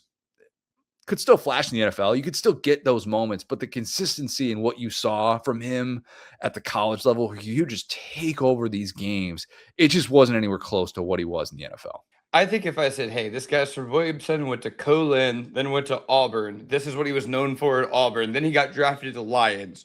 How far do you think his career is going to go? I think we're on like the upper 1 or 2% of whoever drafted him kind of knew this was not going to be a long time NFL guy that was like spending $1 million like James Harrison or something on his body. Like he was going to crash out somehow, but honestly, not doing it in kind of a violent way, doing it in a sad way is surprising to me because he was a pretty dirty player. If you ask Nick Fairley, he's telling you this is when he peaked. Yeah. Oh, for sure. Oh, yeah. This game specifically on the national championship trophy, celebrating that, I remember thinking, oh my God, the NFL is going to have a problem on its hands dealing with Nick Fairley for a very long period of time. A couple others to get to here. Do you think Michael Dyer is one that we can include here? Yeah. I think so. Okay. Not a linear career at all. Obviously, Auburn fans, you know how this turned out. Drugs, robbery, arrests, transferred to Arkansas State to get the Gus reunion, then Arkansas Baptist. He doesn't play football there. Then 2 years at Louisville, academic issues, blah, blah, blah. You know how it all turned out. Never ends up making more than a practice squad in the NFL, played in the Arena League, played in the CFL. The best Michael Dyer story I can give you. One day, my brother saw Michael Dyer at Chipotle. And I want to say this was right around his time at Louisville. So it would have been like circa 2012 or 2013. And the only reason that my brother recognized him standing in this Chipotle was because he was wearing the Auburn National Championship ring. Can you imagine wearing that thing to Chipotle? I hope he went bowl instead of burrito, because if you're scraping sour cream or guac off your national championship ring, buddy, we've got some decisions that need to be discussed. Yeah, I mean, those were the aforementioned decision-making issues. And that was my exact thought. Is I hope you didn't get a burrito, brother, because those things are sloppy. This is before we were doing queso at Chipotle, but oh man, my hand. No way. I hope he does at least the thing. Take the ring off the table. You leave it right there. Michael Dyer. Why are you wearing the championship ring in Chipotle? I have to know. I would love to ask if I ever got 5 seconds with Michael Dyer. That's the one question I would ask him. Not were you down? Why'd you wear the ring? That was a less interesting answer. Yeah. I mean, hey, make your own suppositions of that. We had the image flashed up for about 30 minutes here, and we looked up the rule. I mean, that's right on the borderline. If your ankle is not down, your shin is. It was all sock. If you go back and look at it, I actually had Michael Dyer for the normal people don't play this game thing, so rolled them together here. Looked up the gentleman that hit him that he rolled over, and it felt like a typo. Eddie Pleasant was 213 pounds as a safety. That is a unit. That guy is much larger than I could have anticipated. There's actually a picture of him like chasing number 24 on the Bears in 2018. What was his name? The big dude that the Bears had back then. He ended up on the Eagles too. But anyway, so yeah, it's just kind of interesting that the biggest kind of the guy Jordan Howard, by the way. Jordan Howard, yes, exactly. IU guy. Yeah. Jordan Howard, exactly. And so the fact that this absolute unit, it was known for just like being a sturdy, like it wasn't like he ran over Cliff Harris. It was like he really hit a guy that was massive, spun all the way around them, stayed up, looked at the sideline, the whole sideline is going crazy. To have the presence of mind to not just like we'll discuss it. Let's save it for the end. Sorry. Here. No, you're good. You're good. It needs to be debated, discussed, but you're right. He's not just rolling over a small corner or something like that. This is a real dude. You saw the power with Michael Dyer, man. Like there were some special things that he could do. And yes, we can use hindsight to say he probably benefited from that system early in his career, but to have that type of an impact on a national championship stage, it's hard to live up to that. And obviously he struggled to be able to do that the rest of his career. And from the NFL angle, really quick, like sometimes we'll get to this category and I'll just go, oh, this guy was actually 5'8", and that's why. This guy did have the measurables. And watching that back is why I kind of put that into the NFL category, because it's like he really had the world, man. It's really tragic what happened to both him and Lattimore. Well, Michael James too. Maybe we need to, and I realize it's the Trent Richardson. I can't believe they didn't make in the NFL category, but I feel like we always do running backs here, and maybe I need to edit a little bit some of that stuff down. We can't be as stunned when running backs don't make it to the NFL. A lot of it depends on circumstances, all those different things. But the Michael James, man, second round pick, He only has 44 career carries in the NFL. He never started an NFL game. He only played 16 games in 3 years with San Fran, then 2 with the Dolphins. He was just kind of an afterthought by the time he got to the NFL. And you could say, oh, well, he had this huge workload in college and he did so for 3 years, and that probably hurt him. And we're not surprised when his career falls off. I always thought his college career was kind of like what Jonathan Taylor did at Wisconsin. And just like that 3-year run where that dude shows up and he's ready. I mean, he is ready, and instantly he is at a level that very few in college football are at. And he just does that for 3 years. And he's so reliable. And that you give that guy the ball, he's going to be able to find space. And he's going to be tough as nails.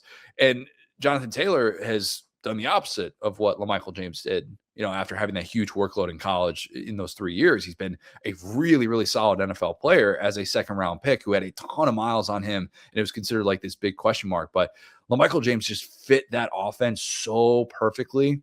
And maybe if he had more of those moments with like Chip in the NFL or something like that early in his career, things would have been different. But yeah, it just did not work for him. He was the only guy that Chip didn't go back and save with the Eagles to give another kick the tires look at, because he would got all those other guys except for him. I will say the Trent Richardson comp, I love that here, because Trent Richardson was inverted LaMichael James. Trent Richardson was a very old school running back who was drafted too late to play that way. LaMichael James, I think, was 4 or 5 years too early. I think that he's exactly the type of guy in the NFL that is pretty useful today, even in a receiving role, right? But for him, he fumbled in the Super Bowl for Jim Harbaugh. And when you do that, you just can't do much else. I mean, if you're already kind of okay, I wish I was getting more playing time. Because he ended up asking for his release. If you're limited reps in a power running offense, it's the same Greg Roman offense that we've seen Derrick Henry be effective in. So if you're just in the wrong offense, and then when you do get the ball, you fumble in the Super Bowl, and then you say you're not playing enough, and then you ask for your release, it's just a guy caught in time. Chip was a little bit too early. And now the irony is that maybe with Mike McDaniel, with Jim Harbaugh, that now is when you'd be like, oh man, I'd love to see him in a Mike McDaniel offense in the NFL with the Chargers and get a second chance with Harbaugh and see what that would look like. You're right, though. It's a good point. I mean, it just used in an entirely different way, and maybe the era and some of the issues that he had coming out of college didn't exactly help him. The thing that you didn't know / remember until rewatching or researching this game, I had a handful for this, because I don't know if it's fair to say I was a true college football diehard at the time. I loved and consumed so much of it on Saturdays, but I realized that some of the storylines I was a little bit fuzzier on at the time, at least stuff like outside of my jurisdiction in the Big Ten. So some of this stuff I'm like, dang, how did I not instantly know this? I forgot that Chip got hit with the 18-month show cause after this. After the whole fallout, how similar it was to Pete Carroll, USC, and the way that played out, where it looked like he kind of was getting out of Dodge right as they're about to get punished.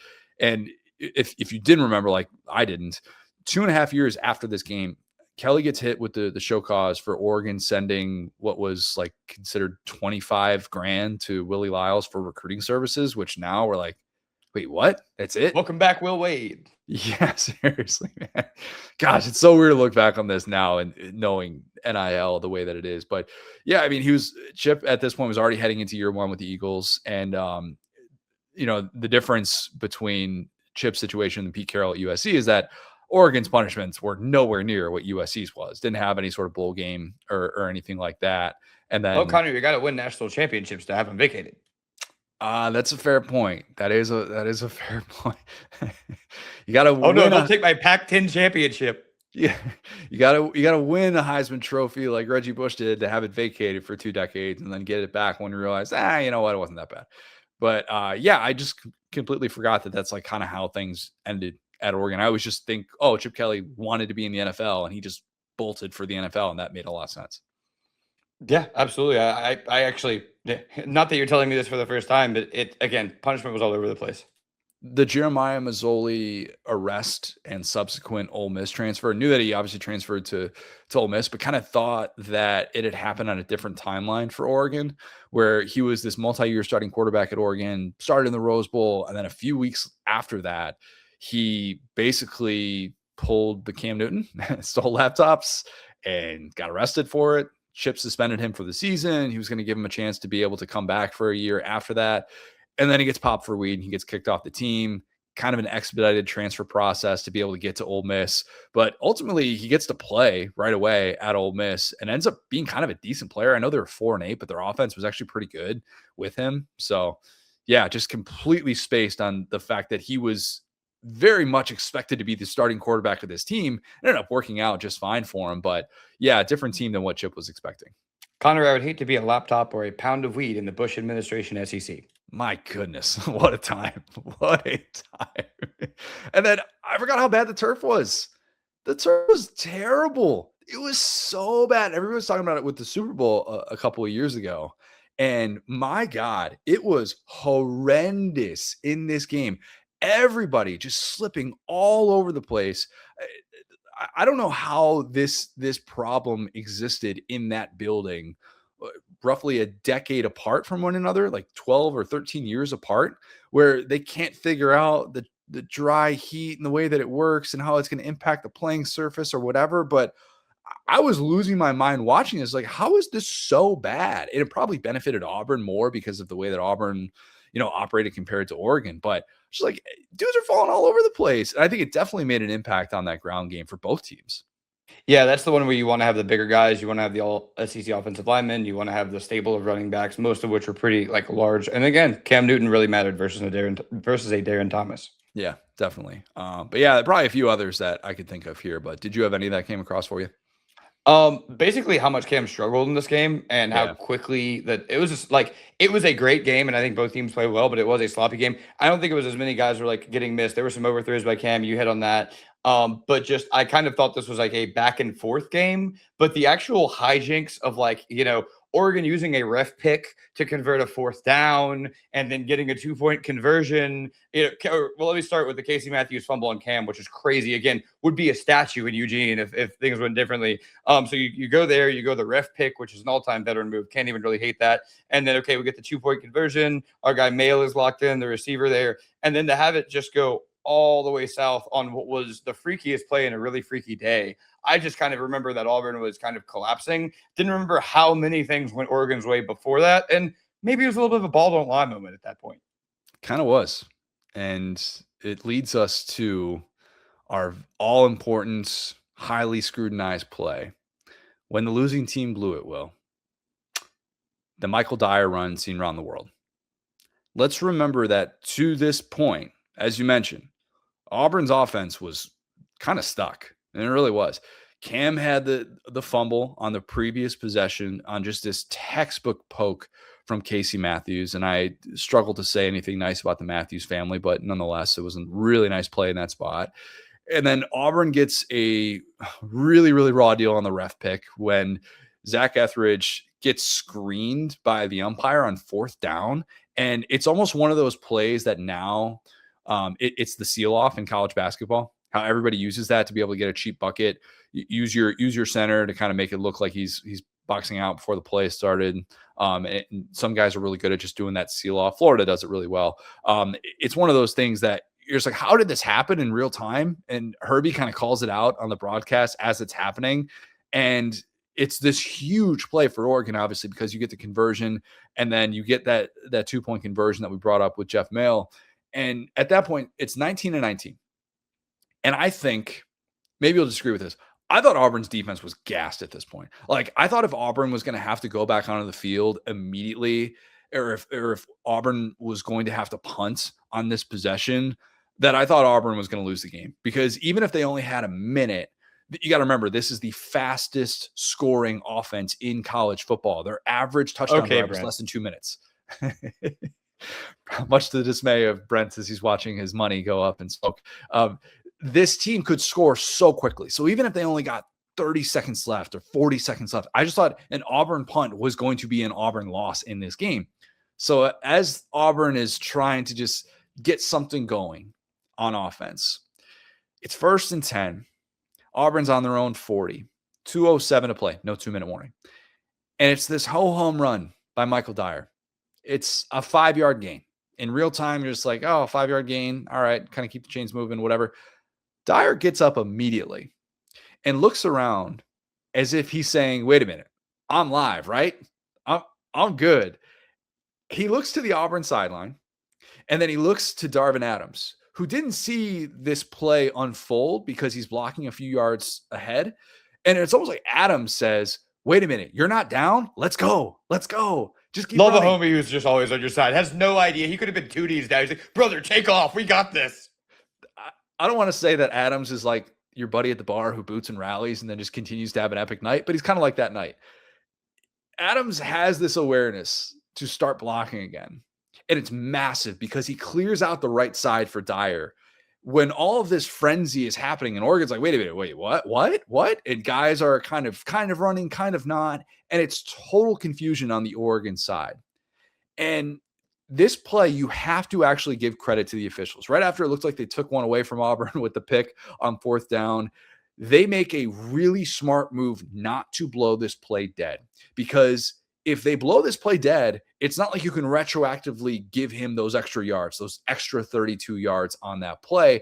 And they wouldn't have seen it until they saw it on the review. And what's the point of reviewing it? If you blow it dead, you blow it dead. And you would have seen on the review, hey, he wasn't down. Or at least that's what they were able to determine by actually having the ability to go back and watch this, because they did not whistle it dead. And instead of this being a 5-yard gain, they ultimately gain 37 yards, and Auburn gets into field goal range for the game winner. Will, I don't think he was down. I don't. Sorry, Oregon fans. I think you just got really, really unbelievably unlucky that Michael Dyer fell on Eddie Pleasant the way that he did.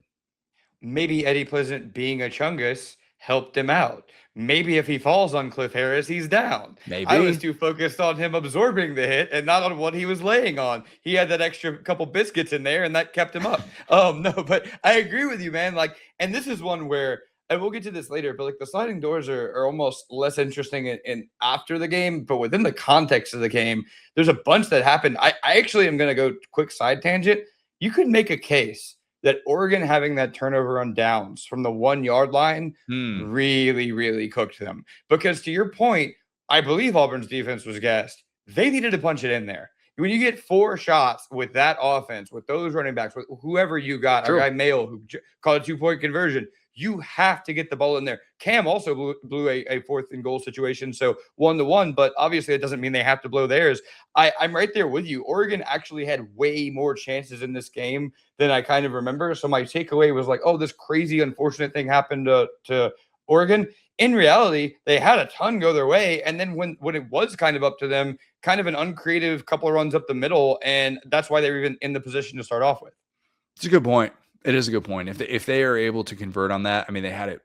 It was 1st and goal to 3, and they got nothing out of it. Absolutely nothing. And earlier in the game, Auburn was stopped on the goal line and stopped on the 1. But the difference was Auburn then gets the safety on the very next play. They get the safety. It looks like even you had LaMichael James tweak his ankle on the play too. And then Auburn scores right away. And so boom, like you get these 9 points, even though it looks like a huge stop for Oregon, whereas Oregon wasn't able to convert on that in the same way that Auburn did. Yeah, again, just a weird, crooked score. You're right about that. The safety did end up helping Auburn in a way that, and also a throw by Cam Newton that I feel like either of us could have made, which was so weird to rewatch in real time. He hands like a fake on that 4th down play and just underthrows it by about 5 yards. So really, a billion things could happen within this game. I blame the turf for that too. Maybe we should blame the turf for this play being so controversial. I'm a turf hater. Michael Dyer was just so eager to avoid any contact whatsoever with this turf that he somehow stayed on his feet. And the floor was lava. He was like, whoa. Dude, the floor is lava is big in our household right now. Very, very big. You got to show Claire this highlight. Be like, this is the best floor is lava play of all time.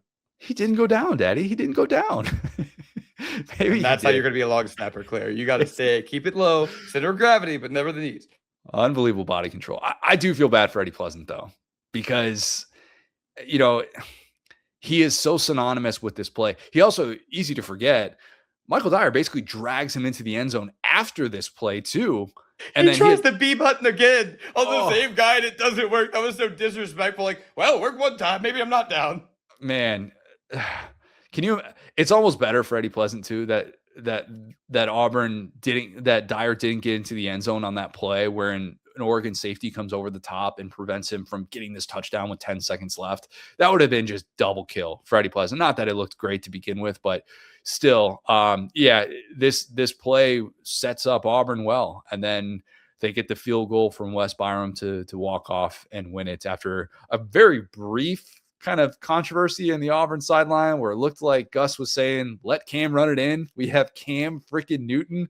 And Chizik is like, I'm the defensive minded guy. Let's just kick the field goal. Let's take the points. Let's not necessarily risk a fumble or anything like that.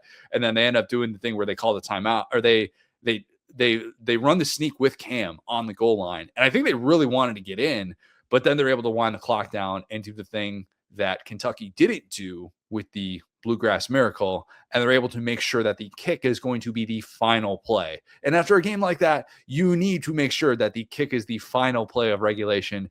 Do not leave it up to the college football gods. I don't know if they're on your side or not on your side at this point. I would think that they're on your side, but still, walk-off kick is the way to go, always. Such a fascinating moment between Gus, who would eventually have that job and do some of the freakiest stuff you've ever seen on a college football field. Like really just go freak maxing. And then Gene's like, we're about to win a national championship, dude. I'm of the opinion you either need to really commit to the QB sneak, because it almost looked like they're in victory formation. I feel like you either need to commit to the QB sneak. They were like faking it. Yeah. Yeah. It's like it's like, maybe they'll give the ball to Cam Newton here. I don't know.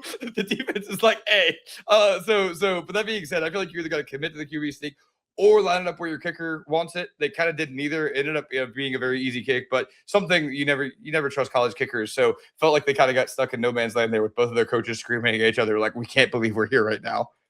Gus and Chizik had a great relationship too. Oh, those guys love each other and really, really respect each other. And there's talks about a potential reunion at UCF a few years ago, and never really worked out. But I know those guys like had a great dynamic and could very easily, have those conversations in the heat of the moment, and it wasn't like some, balance of power issue. And I know that Chizik respected him, and let's just say I think Chizik respected him a little bit more than Tommy Tuberville. I'll just That's hard to do. Yeah, I'll leave it at that. I will say, if you see the Oppenheimer Barbie memes where it's like the offensive and defensive mind, this is an all-time pairing of that. Saban and Lane Kiffin also like that, where it's like the defensive minded guy that's like wearing the all gray or black suit, and he's just sitting there, and then there's Ken from Barbie, and he's like all Oregon colors, and it's like that was those two. It's like, we got to go score. No, we don't. We need to win the national championship. It would have been infamous if it had gone wrong. Imagine if Cam had fumbled in that spot. I mean, he had fumbled on the previous possession on a strip play, and Oregon's defense had kind of snuffed him out. There was the turf issue. So like, there's just a lot of variables to consider. Instead, that is not an infamous moment. The Michael Dyer fall, was he down, is the moment of this game. Will, can we get to some sliding doors here? Please. I actually am going to quickly give my take on this one, which is probably going to completely, you're going to go a completely different direction from it. I believe these teams both behaved as if the opposite of this thing happened. If you look at the fact that Chizik was out in like 2 years, and the fact that they were still clinging to that Chip Kelly Oregon, if we asked like our moms, hey, does Oregon have a national championship? They'd be like, yeah. Oregon? Come on, man. Oregon, what do you mean? So every move Oregon has made since then is as if they were a national championship winning program. And then Auburn unceremoniously fired Chizik in a way that I don't know if has been done before or since. Even Coach O had other stuff going on. Chizik just lost football games. So I actually kind of think it's we kind of got the results on if Oregon won. Does that make sense? Yeah, there was also I'm not saying Chizik was fired for this. It was 2012 was really tumultuous for Auburn. Obviously, there was a shooting involving teammates that kind of led into the start of that season. The team was just kind of all over the place, and it was not necessarily a group that was ready to play football, which was why they didn't win an SEC game that 2012 season. And I think that Chizik looks back on that time and he'll go, look, I got off to the best 3-year start ever by an Auburn coach. And then I had the one bad year. And as I've mentioned before, that roster in 2013 had plenty of talent that just did not surface in the way that it probably needed to in 2012, where, I mean, the quarterback situation was a mess. And offensively, they were just not at the level they needed to be without Gus. And so bringing him back at that time made a lot of sense. And I get that. Will, that does lead into mine, though. That does. Heck yeah. Okay, so for what it's worth, I already mentioned like how I think Cam's legacy has changed. It's still an unbelievable legacy, but it's probably more. It's even different than Baker Mayfield, who also missed that championship piece, but was a 3-year guy at Oklahoma. Different for Cam if it's just kind of one and done this way. I don't know if Chip's path changes or anything like that because of the aforementioned show cause, if he was always going to go to the NFL, whatever. But here's what I wonder about. I think Chizik's path is pretty similar. I do.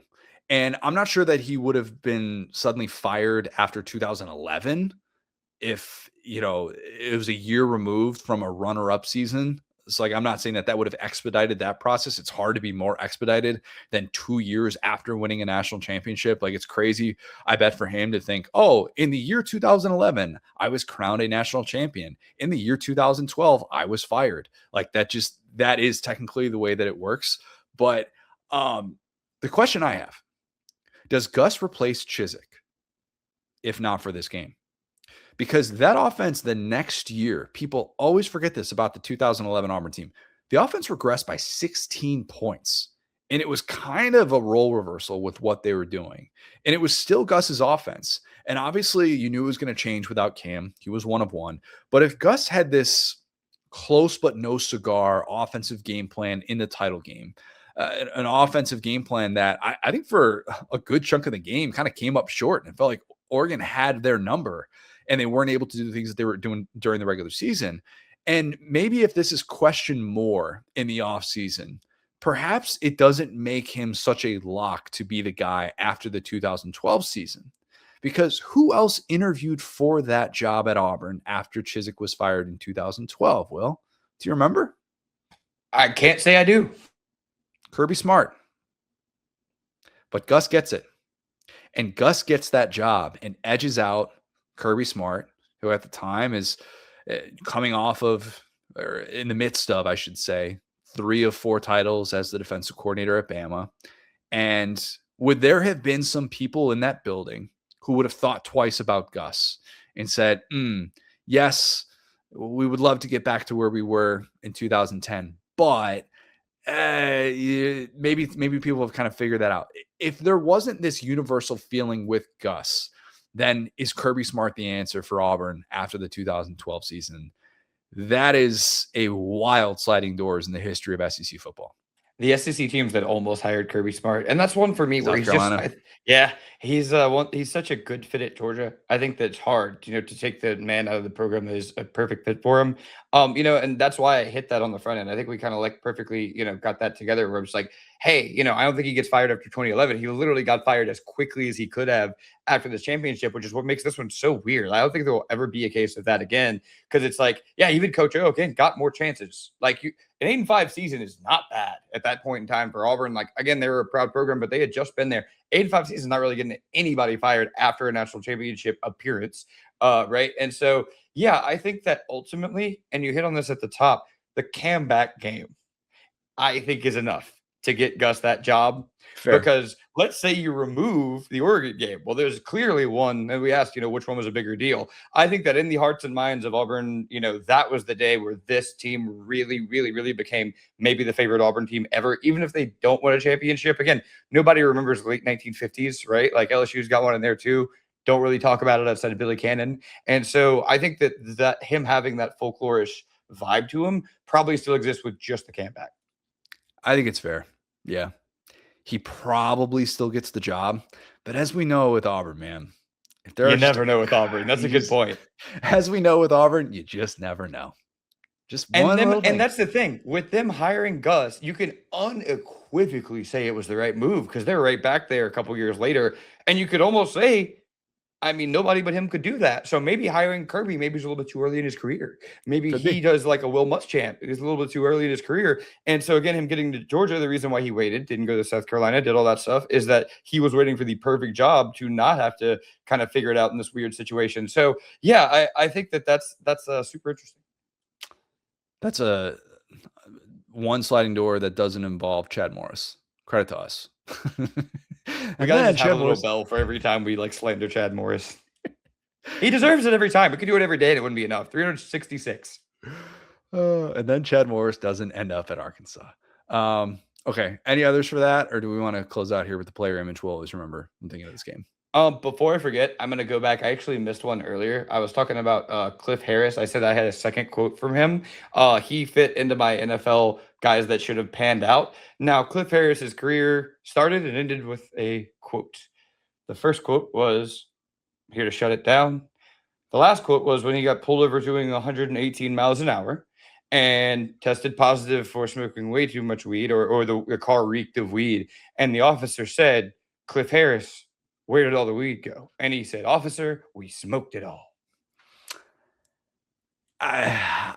If the officer had said, "I'm here to shut this you know what down," that would have been even better. That was sitting right there. You'd have to know some history, though. Cliff Harris high off his gourd. Officer walks in. "All right, Cliff, I'm to shut this bleep down. You're falling out of your car laughing. Doesn't exactly. You're going to jail for being high right there." You're like, But "You got yeah, me, sir." they say defensive backs have a short memory. It's like, wait, I can just be honest here. This last error that I made going 118 doesn't matter. This is an officer. He's my friend. Hello, officer. It's like the Chappelle show where he's talking about talking to the cops with his white friend, and he's like, "We're not going to take it." In the background, you have to have such a lack of awareness to tell an officer in that era, "Yeah, I smoked all the weed. That's why you can't find it, brother. Stop looking." Yeah, seriously. You want to search my system? You'll find it there. You absolutely will. Okay. The player image we'll always remember when thinking of this game. I have two. I think I know we're supposed to do one. That is it. It's Michael Dyer on top of Eddie Pleasant. How many times has that been Zapruder filmed? Because I think the picture that we have up here on the YouTube, which by the way, next round on YouTube, please go subscribe if you haven't already. There is such an obvious gap between ankle and calf that you see with Michael Dyer. And I'm sure if you're an Auburn fan, you've told yourself not even close. It's definitely close. There's no doubt about close. it. We looked up the rule to start this because I'm like, you can see exactly. It's on his sock, which ankle socks, folks. Yeah, you can tell yourself whatever you want to with that, but because of how controversial it was, I think it has to be the top choice. Was that your top choice for this as well? Oh, yes, absolutely. Yeah. I also have Confetti Cam. I remember watching this at the time and thinking, how is it just lined up this way? Cam is being interviewed by Tom Rinaldi afterwards. And this is the culmination of this one-of-one season in the history of the sport with his rise, the controversy, both at Florida through, his time at Auburn that year. The stars aligned for Cam Newton. We can say that definitively. And Cam has this big smile on his face as he's being interviewed because why wouldn't he? And the confetti's falling on him. And there's this piece of gold confetti that falls perfectly on his forehead and it just sticks there. It doesn't move. And it's just like, this guy is just picture perfect right now of what you would want to be able to run your college football team. And that's not to say that he went about it the exact right way, but it just was a reminder of, it feels like we're kind of watching a movie. It felt like Cam was just in a movie type role. Like you could see just Michael B. Jordan playing Cam Newton in some sort of biopic or something like that. We're like, we're going to be talking about this for a really long time. And I just remembered watching that as it's, according to Brent Musburger, past midnight on the East Coast. And I'm just like, this guy just had it all. He could do no wrong. He walks on water. This guy lived the life. He lived the perfect season, and we just saw it unfold.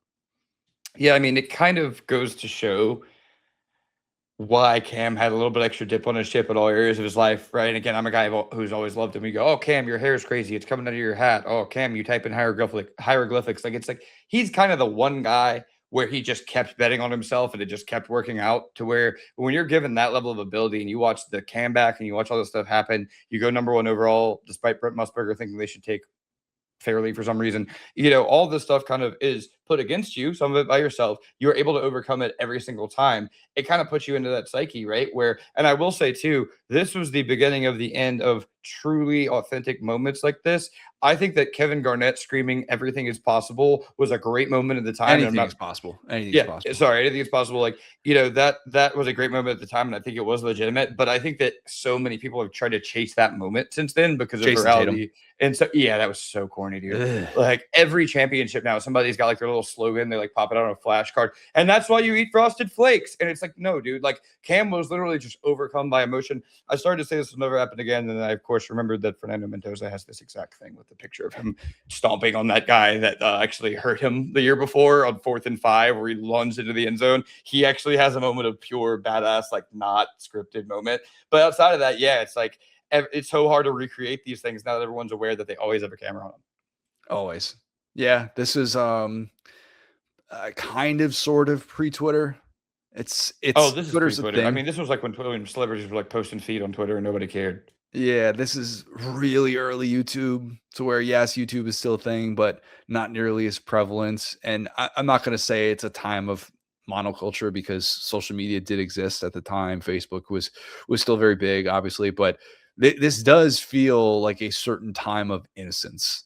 And even as we picked apart Cam that season and picked apart this Auburn team for its shortcomings, you still had to acknowledge his greatness. He had greatness. He had greatness that got Auburn to places that it has not been since. And I will always appreciate Cam. I will. I am a Cam respecter through and through. Do not compare another college quarterback to Cameron Newton. It is just for shame. We don't do it. Yeah, and this is why. This will, again, for so many reasons, never happen again. So a moment in history, right? Like, I think the Gene Chizik story is so interesting for that reason. But let's just appreciate what happened. And like I said, if you're Auburn, you can clearly say hiring Gus so that you have that shot in 2013 and you just end up with your hero getting kind of mossed on in the end zone. What are you going to do? You know, they also, Jameis Winston, who carried Jimbo Fisher for over a decade, happened to also be on his Cam Newton season. Definitely.